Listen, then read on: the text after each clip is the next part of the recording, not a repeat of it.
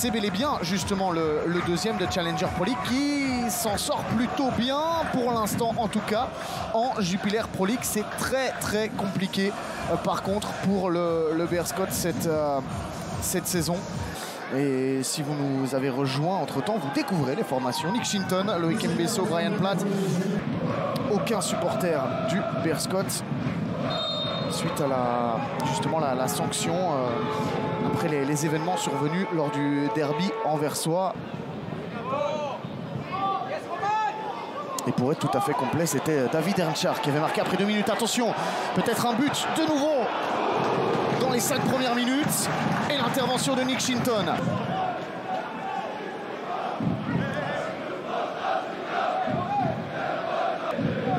Cela augure un match spectaculaire.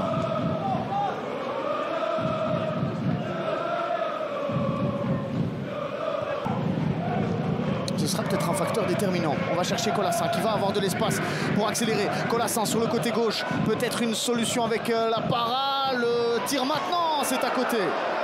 Sabo. La para. Ah, il a manqué son geste.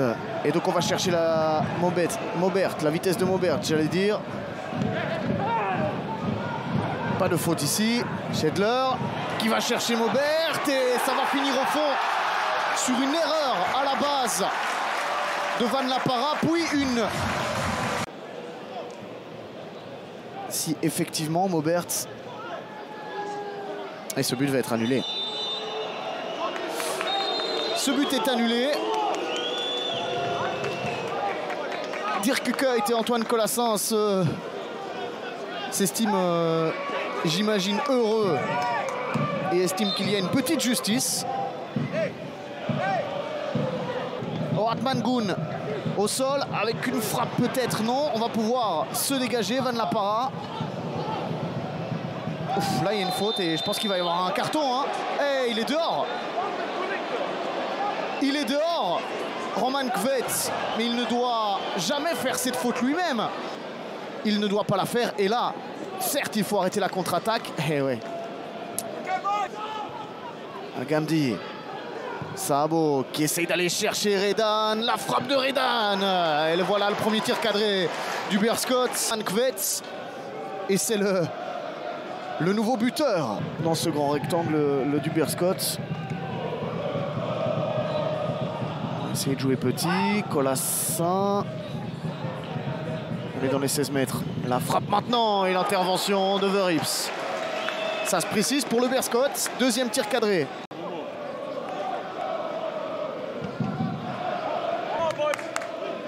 Signaler la fin de cette première mi-temps. Voilà, même pas le temps de donner cette rentrée en touche. 0-0 à la pause. Quelques faits de match tout de même. Qui avait pu rester une saison supplémentaire en Jupiler Pro League. Sera-ce le cas cette saison? On verra bien en fin de saison. En attendant, c'est reparti pour 45 minutes. Intervention anversoise. Pup moins offensif qu'à son habitude. Bon, évidemment, en cette deuxième mi-temps, il le sera encore moins.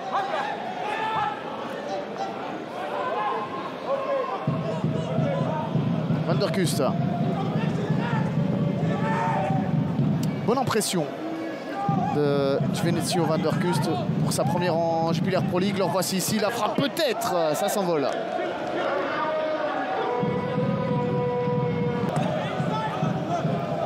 Van der Kust, il est de plus en plus en confiance. Et là, au deuxième poteau, Henderson. Les occasions se succèdent. Henderson avec Sabo. Sabo qui va centrer la para. Ça finit sur le toit du but.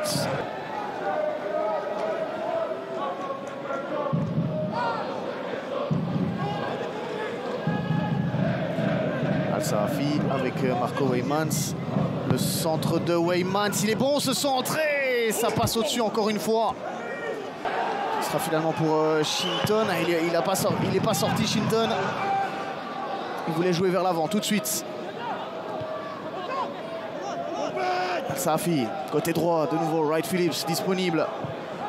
C'est lui qu'on va aller chercher. Face à Mbamba. Wright Phillips, le centre, intervention de Mbamba. Al Ghamdi maintenant.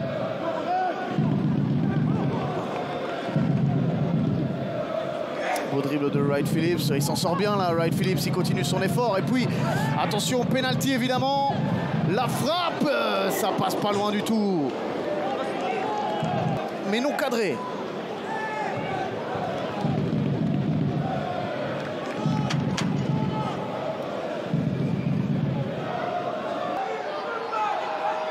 Ranchard, il y a beaucoup de mouvements. C'est parti, deuxième zone, une tête, et puis ça passe à côté. Ah, on y a un petit peu cru dans les gradins. Chinton qui va jouer vite avec Mbesso, il n'y a plus de temps à perdre.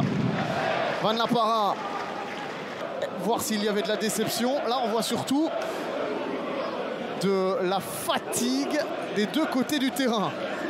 Quelle fin de match!